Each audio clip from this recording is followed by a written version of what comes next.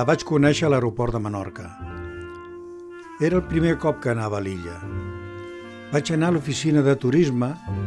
En aquell moment, en el taulell no hi havia ningú. Però quan va aparèixer ella, amb aquells ulls tan verds, amb un somriure i tan bonica, que jo no vaig saber què dir. Jo la sentia parlar-me.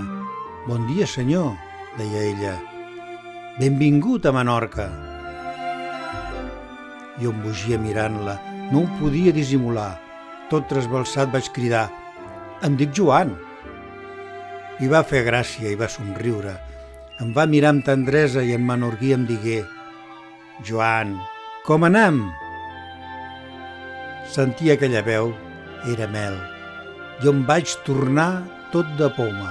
Aquella noia era com un àngel i em desfeia sent tan dolça.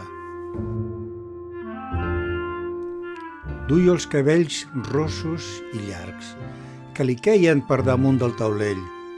Jo em delectava mirant-la, mentre ella desplegava un planell.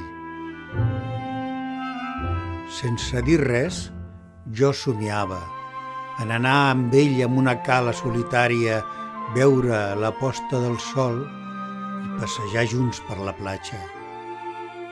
Ella va treure mapes i guies i mirant-me els ulls em preguntava: «Vol anar a museus o de platja? Què li agradaria fer a Menorca?» I en aquell moment jo li vaig dir el que pensava: «Vull anar amb tu en una barca, remant fins a una cala solitària per veure la posta de sol i passejar junts per la platja». De l'ensurt li relliscà el rotulador fent una ratllada sobre el mapa.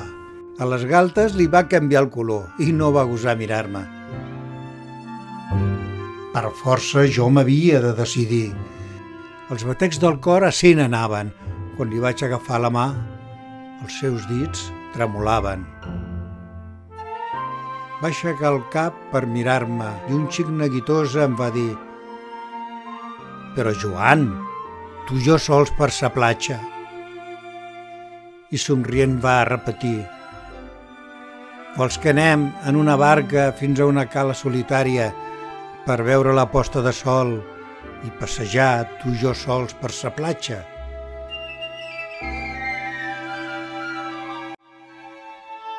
L'últim dia de matinada, en veure sobre el coixí la seva cara, vaig sentir una esgarrapada en el cor, al pensant que els seus ulls verds avui es fixarien en una altra mirada. I ella digués a un altre viatger: «Bon dia, senyor, benvingut a Menorca». Jo, de puntetes, no volia acomiadar-me, però ella ho va notar i es despertà i va anar corrents a abraçar-me. Em va costar molt i molt dir-li: «Amor meu, me n'he d'anar». Ella, amb ulls plorosos, em digué: «Que tinguis bon viatge, amor, i mos diem coses. Això diem a Menorca els que estimem i no tornaran a l'illa».